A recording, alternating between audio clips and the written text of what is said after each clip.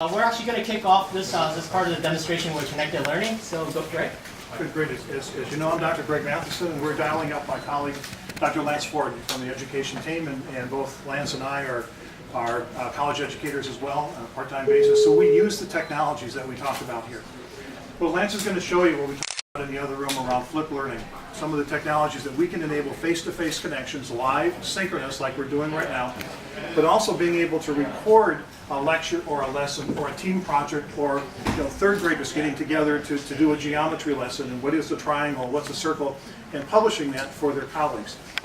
So at Cisco, what we've is how that you and I teach today won't reach tomorrow's students. In fact, it's not even reaching today's students. So that they come with technology, they want to use it, they want to be connected, they want to be global. So Cisco Learning Systems enable anywhere, anytime, any device teaching and learning. Video's a huge game changer, right, Lance? What Lance is doing right now, he's recording our session. Lance, let me turn it over to you. No, for me, it's got to be that easy, right? Because my process as a teacher cannot be burdened down by the technology. If I have to have a plan B every time I go to use a technology, then I never get the content communicated to my students. They expect a pretty quick action. They expect a pretty quick take. They expect to be able to engage, not simply sit there as passive audience members, as you're being forced to do in this 4 minutes of time we have together. And I'm sorry about that, by the way, right up front. I have recorded this content, as Dave mentioned to you earlier in flipping his lesson. And the power of Cisco is that now I continue to do my job. I continue to teach my class. I continue to engage my students. When it comes time to have that one-to-one breakout conversation, the technology has already done what it's supposed to do, and that's make the content available. I'm not uploading video files. I'm not FTPing video files. The content is accessible right now, okay? And as a part of this workflow for me as an instructor, I want to keep going ahead.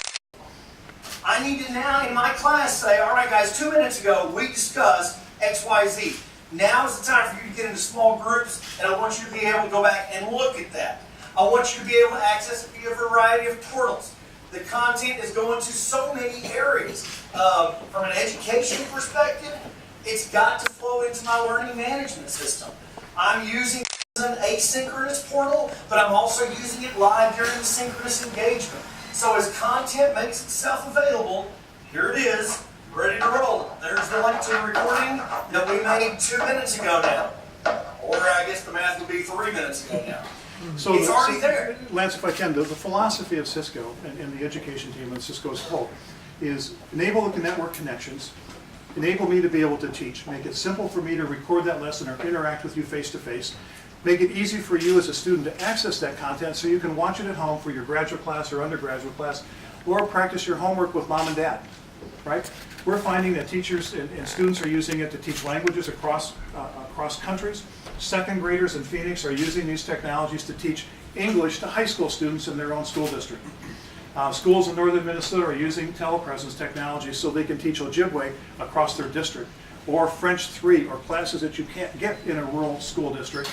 A teacher in one location teaching across multiple, but it has to be easy to use, it has to be easy to access, and that's the philosophy that we bring to the table. Lance? Oh, you're right. It's got to connect people. Okay? It's about the relationship here. And tonight you're in a beautiful home. It's amazing. It's got some serious connectivity. It's got that gorgeous screen. That's not where all my students live. This is where a lot of my students live. Okay? On a small portable device, I should still be able to connect with that rich, immersive experience. So tonight, Greg has called me from the home there in Florida at about 4 megs on the public internet. There's no quality service, but it is a 4 meg call. That may not be a reality for rural students. They may only have 256 kilobits per second.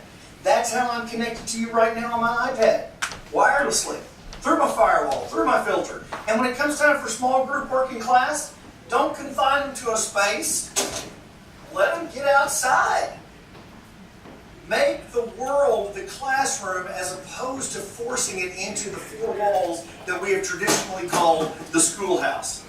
These kinds of technologies, bringing them together like you see us doing here, that's what it's all about, empowering the individual to have that relationship. Very well said. Very well said. Thank you, Lance. Folks, I'm going to see you over at Sanford Burnham.